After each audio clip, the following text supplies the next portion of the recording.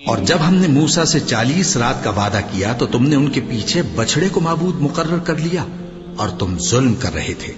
پھر اس کے بعد ہم نے تم کو معاف کر دیا تاکہ تم شکر کرو.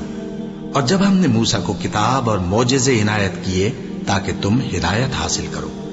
اور جب موسیٰ نے اپنی قوم کے لوگوں سے کہا کہ بھائیو، تم نے بچڑے کو معبود ٹھہرانے میں اپنی جانوں پر ظلم کیا ہے، تو اپنے پیدا کرنے والے کے آگے توبہ کرو، پھر اپنوں کو قتل کرو. تمہارے خالق کے نزدیک تمہارے حق میں یہی بہتر ہے. پھر اس نے تمہارا قصور معاف کر دیا.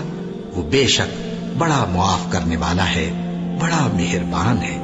اور جب تم نے موسیٰ سے کہا کہ موسیٰ، جب تک ہم اللہ کو سامنے نہ دیکھ لیں گے تم پر ایمان نہیں لائیں گے، تو تم کو بجلی نے آ گھیرا اور تم دیکھ رہے تھے.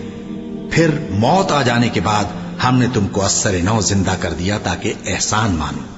اور ہم نے بادل کا تم پر سایہ کیے رکھا اور تمہارے لیے من و سلوہ اتارتے رہے کہ جو پاکیزہ چیزیں ہم نے تم کو عطا فرمائی ہیں ان کو کھاؤ پیو، مگر تمہارے بزرگوں نے ان نعمتوں کی کچھ قدر نہ جانی اور وہ ہمارا کچھ نہیں بگاڑتے تھے بلکہ اپنا ہی نقصان کرتے تھے.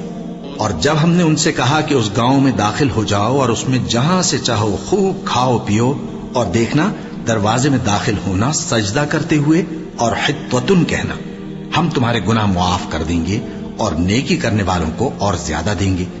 تو جو ظالم تھے انہوں نے اس لفظ کو جس کا ان کو حکم دیا تھا بدل کر اس کی جگہ اور لفظ کہنا شروع کیا. بس ہم نے ان ظالموں پر آسمان سے عذاب نازل کیا کیونکہ نافرمانیاں کیے جاتے تھے. اور جب موسیٰ نے اپنی قوم کے لیے ہم سے پانی مانگا تو ہم نے کہا کہ اپنی لاٹھی پتھر پر مارو. انہوں نے لاٹھی ماری تو اس میں سے 12 چشمے پھوٹ نکلے اور تمام لوگوں نے اپنا اپنا گھاٹ معلوم کر کے پانی پی لیا. ہم نے حکم دیا کہ اللہ کی عطا فرمائی ہوئی روزی کھاؤ اور پیو اور زمین میں فساد نہ کرتے پھرنا.